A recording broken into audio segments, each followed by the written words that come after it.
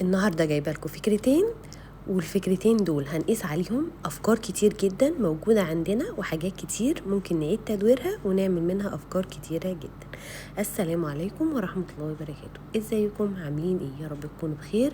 النهاردة معانا فكرة جديدة بتمنى تنال إعجابكم، ولو أول مرة تشوفوني أنا توأ بقدم محتوى عن إعادة تدوير والأفكار البسيطة. لايك وشير لو عجبكم الفيديو، ويلا بينا نبدأ. معانا الكاشين اللي هنشوفهم في أول الفيديو ده، ومعانا كمان فكرة تالتة وهي البنطلون ده اعتقد انه عندي ناس كتير جدا مننا ممكن يبقى بنطلون، ممكن تبقى بلوزة، ممكن يبقى فيست، ممكن يبقى اي قطعة كانت كتان عندك وهي حصل فيها نفس المشكلة دي. للأسف دي مشاكل كتان كتير موجودة، وإن شاء الله هعرض معاكم أفكار كتيرة جدا من المشاكل اللي بتواجهنا مع الكتان الموجود في السوق، وإن شاء الله نلاقي حلول كتيرة تساعدنا ونقدر إن احنا ما نضيعش الحاجة من إيدينا حتى لو هنعمل منها أفكار تانية خالص.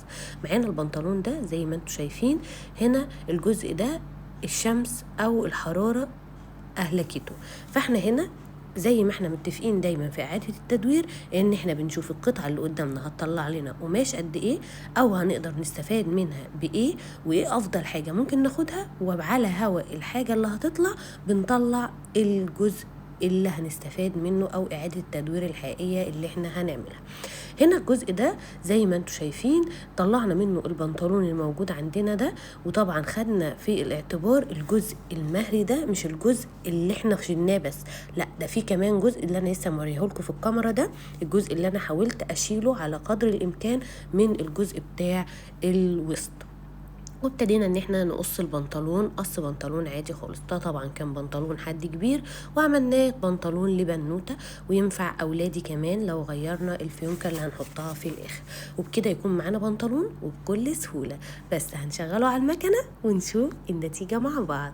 ان شاء الله يعجبكم الفكرة، وعلى هذا النطاق زي ما اتفقنا ما نفذش الفكرة على حاجة معينة، الفكرة هتتنفذ على افكار كتيرة وحاجات كتيرة موجودة عندنا. وده البنطلون، بتمنى الفكرة تكون سهلة وبسيطة بالنسبة لكم واقدر اكون فدتكم. المقاس هنا انا حبيت اوضح لكم طول البنطلون ده ينفع البنوتة قد ايه. المقاس هنا طول المزورة دي 60، فهو المقاس بتاع البنطلون هنا 70. الفكرة التانية معانا الفكرة دي ده الكاش القماشة دي جميلة جدا ومريحة، واجمل حاجة برضو قلنا ان احنا نطلع منها نفس البنطلون بنفس المقاسات. وطبعا زي ما اتفقنا ان الحاجة القماش اللي بيطلع من القطعة اللي معانا هو بيحكم علينا هيطلع المقاس قد ايه، بس بنحاول بقدر الامكان ان يكون كل المقاسات اللي احنا مطلعينها دي مقاس البنطلون اللي احنا بنقيس عليه ده، وهنا يكون قربنا الى حد ما من احتياج العميل اللي صاحب القطعة دي. القماشة دي جميلة جدا برضو في البنطلونات ومريحة، وعملناها بنفس القصة دي، والقصة دي يعتبر ان هي ترندي في الفترة دي بالنسبة للأطفال، وكمان عملية في اللعب والحركة. كل الحاجات دي يا جماعة موجودة في دولابنا كلنا ومش بنحتاجها ومش بنلبسها.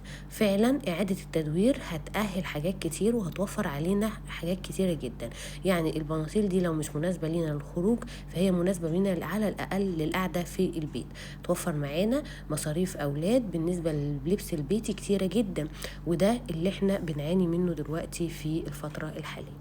بتمنى لو وصلتي معايا بالفيديو لحد هنا تدعمينا بلايك، تشتركي معانا على صفحاتنا على اليوتيوب وعلى فيسبوك، سيب لكم اللينك في صندوق الوصف، وبتمنى تتابعيني على التيك توك، وبتمنى تعملوا شير للفيديو، ولو عجبكم الفيديو يا ريت تدعمونا بلايك وتعليق جميل وتدعمونا عشان نوصل لأكبر عدد ممكن من المتابعين. زي ما انتم شايفين بكل سهولة عملنا البنطلون وقصيناه على طبعا البنطلون موجود عندنا في البيت، وطبعا دي النتيجة. قفلنا البنطلون بالشكل اللي انتم شايفينه ده بكل بساطة. وطبعا يا جماعة اتفقنا والناس اللي متابعينا عارفة ان انت حتى لو مش هتقدري تنفذيه ممكن تقصي بس، او تدي الفكرة لحد يكون عنده مكنة وينفذها لك. الفكرة التالتة نفس الجزء، نفس برضو الخامة اللي فاتت، بس هنا في كاش. فاحنا هنا الكاش ده فيه عيوب، فاحنا هنا هنتلاشى العيوب اللي موجودة فيه. طبعا زي ما اتفقنا ان احنا بنصفي القماش، زي ما تكون بتشفي حاجة كده، بتصفي القماش اللي ممكن تقدري تستخدميه ويطلع معاكي ناجح ويديك قطعة مميزة وتعيش معاكي فترة طويلة، وبعد كده بتبتدي ان انت تشتغلي على اللي معاكي. هنا الظهر بتاع الكاش ده كان احلى حاجة فيه، فطبعا ابتدينا ان احنا نستخدم الظهر الاول للجزء الاساسي من البنطلون، وبعد كده خدنا الاجزاء الباقية من الامام.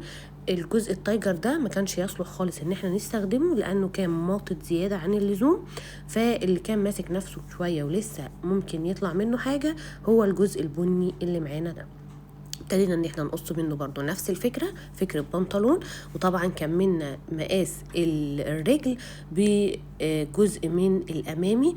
وهنا القماشة دي بتستخدم على الوجهين بتوعها، على الظهر او على الوش، فطبعا ان احنا هنا استخدمناها من على ظهرها للوش بتاع البنطلون.